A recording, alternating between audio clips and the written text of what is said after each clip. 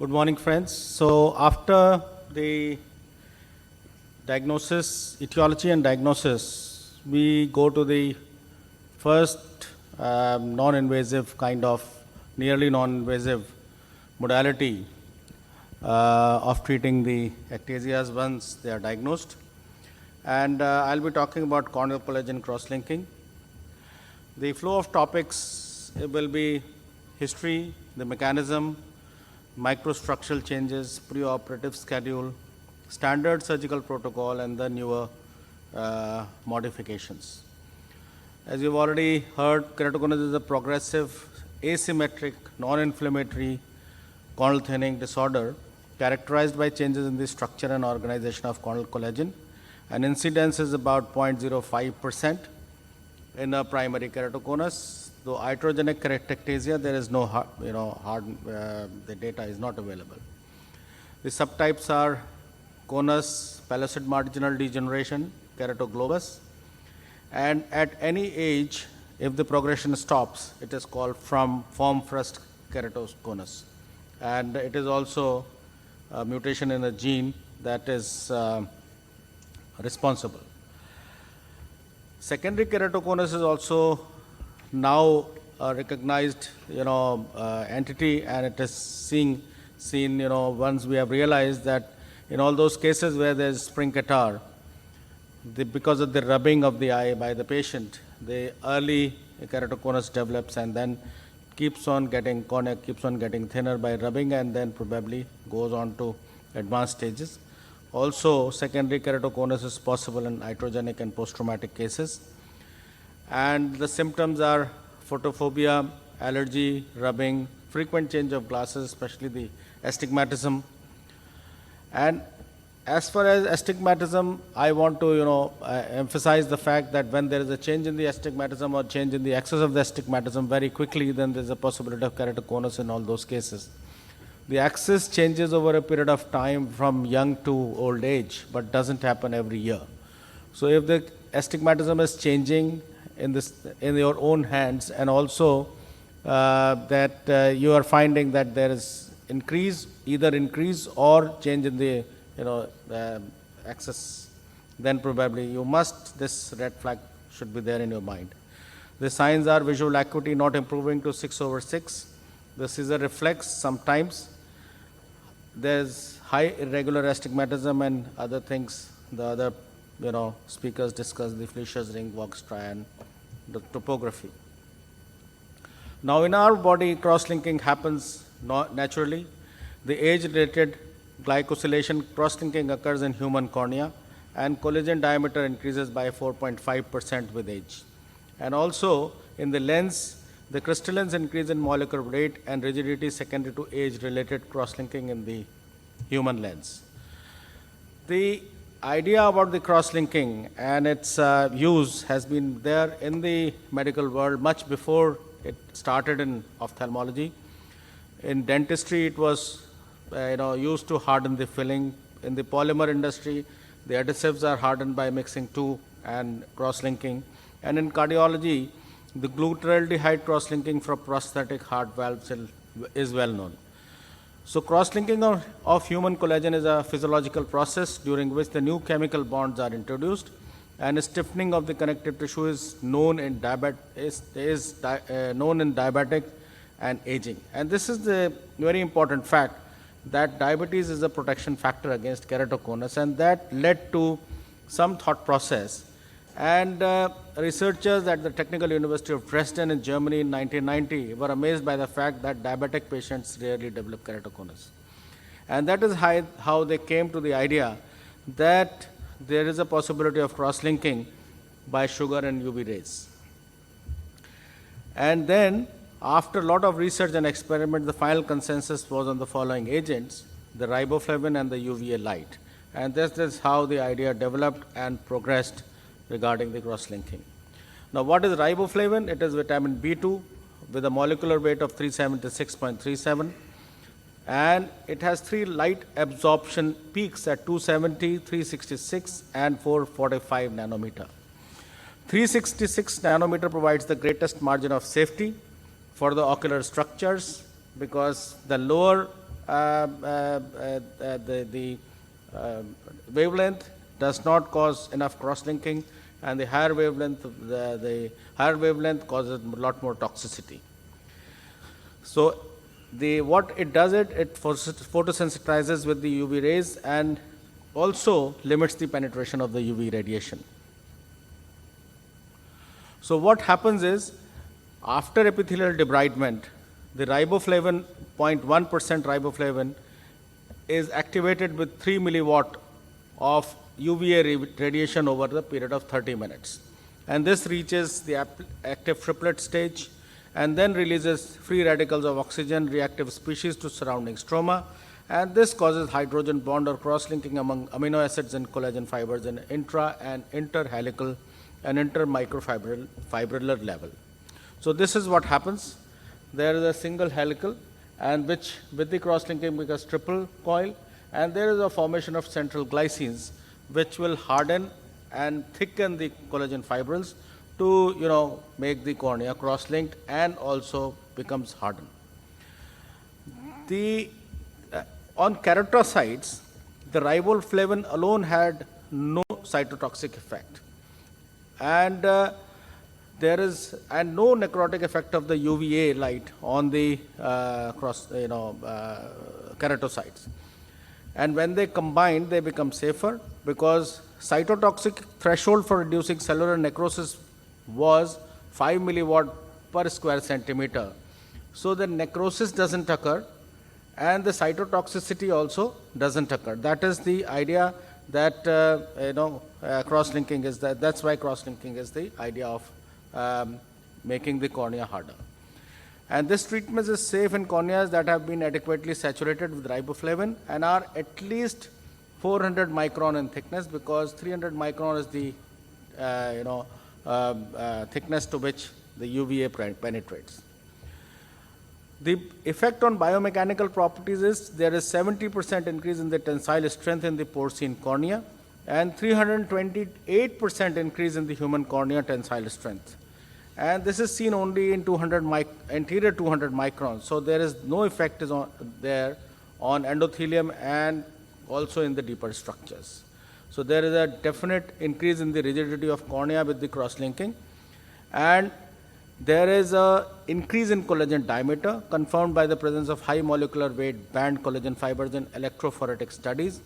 There is increased spacing in the between the fibers, and intra and interhelical crosslinks cause an increase in the collagen fiber diameter that we have already spoken earlier. So there is a 4.5% increase in the corneal, and this is a very standard picture which we have seen everywhere, the hardening of the cornea after corneal collagen cross-linking. This was provided long ago by University of Dresden Professor Spoll. And how much UV light gets into the eye? The damage, it's much less than the damage thresholds which you can see on this, and the damage to endothelium, damage to lens, and damage to retina is not possible with the kind of UVA radiation which is reaching these structures. So the radiation exposure to the anterior lens surface, posterior lens surface, and retina, all of which were well below the damage threshold. This is the safety of the collagen cross-linking. And what is the goal of collagen cross-linking is to stop the progression of the disease, thereby stabilizing the corneal ectasia. Now, indications: conus, pellucid marginal degeneration, iatrogenic keratoectasia. These are all, we can treat them very safely and very efficiently with cross-linking. The minimum requirements are corneal thickness of thinnest corneal thickness of 400 micron, maximum K of less than 60 diopters, and there has to be a progression documented. But there are other issues when we talk about the progression in these cases. Diagnosing the progression, there is a possibility that you can do it in OPD with a slit lamp, pachymetry, changes in the refraction, and astigmatism, topography. But in my opinion, pentacam remains the gold standard of diagnosing and also documenting the progression of the keratoconus. Timing of the treatment is once in an adult, the established progression of the disease is there on corneal topography or pentacam. In all those cases where there is cases pretty advanced at the time of presentation, and in younger patients there is a rapid progression, so early cross-linking is advisable in all these cases, because sometimes in younger patients the disease crosses the limit of treatment, and you have to go for transplants. So that is why early cross-linking is advisable. Procedure for conventional cross-linking is done under topical anesthesia. It could be a manual deepithelization or a PTK 50 microns, riboflavin every 3 minutes for approximately 30 minutes. I want to always observe the clear fluorescence within the antechamber seen by slit lamp. Irradiate the cornea with a UVA for 30 minutes. Keep on dropping riboflavin every 5 minutes while you're doing the cross-linking. And also apply every 2 minutes some BSS solution to moisten the cornea. And it has to be visually controlled like this, very, very perpendicular. Keep on dropping the riboflavin. And distance has to be very correct. There should be a very diffuse area of illumination with the UVA and not scattered, or the light, the LED images are if they are too close, the LED images are seen on the cornea, and that is too close and then cause more keratocyte damage. So it reaches 300 micron, and there is a lot of keratocytes in early stages, which takes almost 6 months to regenerate and become normal.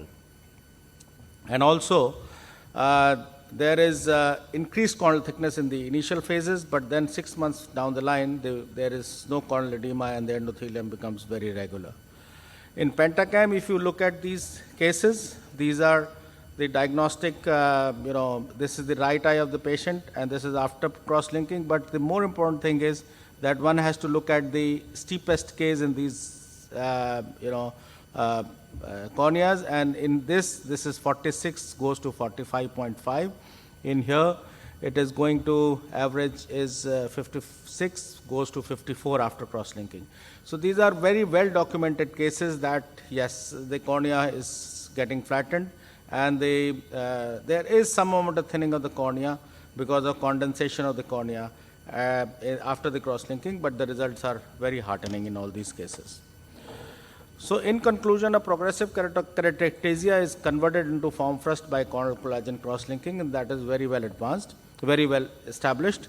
Now recent advances in the C3R or now CXL, which is accelerated cross-linking, is PRK, LASIK extra, there is a riboflavin BSS, and then transepithelial cross-linking with the intacs, and especially in the infectious keratitis. In PRK with cross-linking, what I do is I only correct 50% of the refractive error, and because of the flattening after the cross-linking, the rest of the 50% or nearly the rest of the 50% is corrected. I correct 50% of astigmatism and 50% of spherical power in those myopes. Accelerated cross-linking, the problem with the conventional C3R is that a 30-minute UVA radiation is very long, and before that a 30 minutes putting the solution on the eye is also very long period. So one eye takes almost 1 hour. The patient lying down with one eye open with this speculum is very painful. So in here we put a solution which is double the strength, so that there is, you can absorb the solution in less than 10 to 15 minutes, and then do the irradiation with the UVA of 18 milliwatt for 5 minutes, and the whole procedure is finished over a period of 20 minutes time. So this is much more comfortable to the patient, and here you can see that as you increase the wattage of the UVA light, the amount of the time for exposure reduces proportionately. LASIK extra it gives strength to cornea and reduces the possibility of ectasia. Especially in hyperopic correction, the regression is less and long-term stability is better. Biomechanical changes strengthen the ablated and peripheral cornea, and ectasia of that area is prevented. In this case, if you notice, the corneal thickness is 600, but there is a posterior float change. And this is one case where, most of the people, if they are not doing pentacam, will miss this because the corneal thickness is 600. So you can go ahead and correct even 5-6 diopters in these cases after LASIK. But since the posterior float changes are there, I would not suggest that you go ahead and do it. In these particular cases, it is better to do LASIK extra. Just make the flap, do the correction, and after that, in the interface, put riboflavin for 2 minutes. It will be absorbed above in the flap and below in the stroma on the bed. And a 300 micron absorption is very quick. It reaches that kind of absorption in about 2 minutes, and then leave the riboflavin in the interface. Expose it with UV radiation for 5 minutes. So after doing LASIK correction, if you do this, riboflavin along with UVA for 7 minutes, it makes the eye so much safer, and there's no possibility of ectasia in all these cases where you are suspecting that ectasia might develop. Now, hypotonic solutions are available of riboflavin. This can swell a cornea of 300 micron to 400 micron, 320 micron to 400 micron very quickly in 2 minutes, and then keep on putting the hypotonic solution along with the BSS solution while you're doing the cross-linking, while you're doing the exposure, and keep the corneal thickness to 400 microns so that the safety limit is not crossed. Transepithelial cross-linking is good because it causes less pain. It is good for pediatric and good for thinner corneas where you want to leave the epithelium, but efficacy is less. It is only 1/5, and that is why there are studies that epithelial removal is necessary. So if you want to do a transepithelial cross-linking, you have to keep your fingers crossed that, okay, in that case, the effect does not come over a period of time. You probably need to go ahead and do a cross-linking with after epithelial removal. And these studies used immunofluorescence to conclude that for diffusion of riboflavin throughout the corneal stroma, the epithelium should be removed as an important initial step in the treatment. So that is why I personally would not do anything with the transepithelial, because I tried and I realized that it does not have much effect. There is a possibility of doing combined cross-linking with Intacs. The cross-linking stops the progression, and the Intacs flatten the center in the keratoconus, and the combination of two procedures gives the best of both worlds and provides long-lasting stability and improved vision. It also causes the cornea to become much more, better quality of vision it provides after the Intacs. So we can do both the things together, and I have done 24 eyes of 20 patients. And in all those cases, there were 6 eyes of post-LASIK ectasia and keratoconus in 18 eyes. And all cases of keratoconus were showing progression of over 6 months in the pentacam. There is a flattening of cone, there is a reduction of astigmatism, and overall refractive error was also reduced. In post-LASIK ectasia, since the flap is thick and you are putting a ring segment in the stroma above the ring is not sufficient, and in 2 of my eyes the rings extruded. So in all these cases, the OCT of the anterior segment OCT of the cornea is very, very important, so that you know as to how much depth, how much thickness the flap is there,